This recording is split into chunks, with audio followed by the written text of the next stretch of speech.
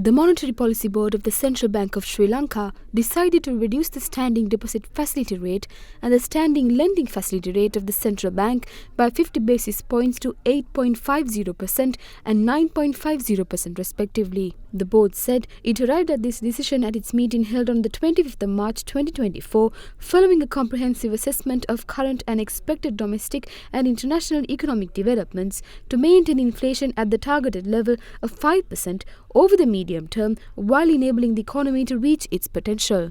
අපේ පොලි අනුපාතය මහ බැංකුවේ පොලි අනුපාතය කරුණු සලකා බලලා 20.50කින් අඩු කරලා තියෙනවාද? After careful review, we have reduced policy rates by 50 basis points. There is more room for market rates to fall further. When it comes to treasury bills and bonds, we saw rates fall continuously, with an increase seen only in the recent past. One of the reasons for that is that in March, we issued the highest number of treasury bills and bonds in the history of this country. The government does not have major fundraising to do through bond issues. Therefore, we surmise that with the policy rates dropping, treasury bills and bond yields will also reduce going forward. When it comes to market rates, the average weighted primary lending rate has fallen to 11.4%. There is room for SME lending rates to further reduce, which we expect to happen. ඒත් එක්කම වෙළඳපොළ පොලි අනුපාතය AWPR දැන්ටම 11.4ට අරලා තියෙනවා. ඒක අනිකුත් SME lending වලට තවදුරටත් අඩු වෙන අවකාශ තියෙනවා. අපි බලාපොරොත්තු වෙනවා තව අඩු වෙයි කියලා. Current dollar rate and the inflation, what are your predictions for the next 3 months? Inflation, what we expect because of the mainly of the base effect.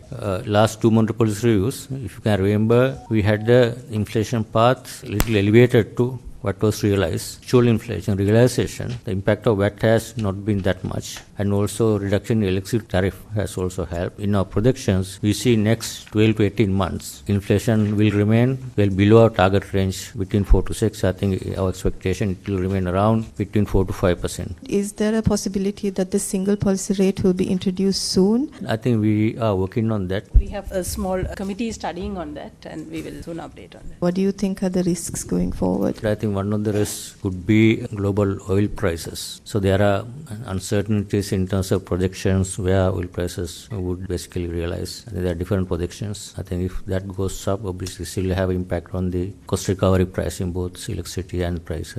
About this salary increment, what is the stance on that? This salary revision was done in accordance with the existing laws. There's nothing wrong and it's nothing illegal. There was a discussion at the Parliament. What has given by the new act, we are more accountable to the Parliament. And Parliament has come out with some recommendations because of the accountability that comes with the responsibility as well. That's why we have to adhere to what has been recommended by the Parliament, where it clearly says appoint a committee to review this, and then after the appointment of this committee, within 4 weeks, they have to submit a report back to the Parliament, to the Minister of Finance. That process will take place. So what will happen under the process, there will be independent committee appointed by the Minister. I think this will happen soon. Then we can see the outcome of that.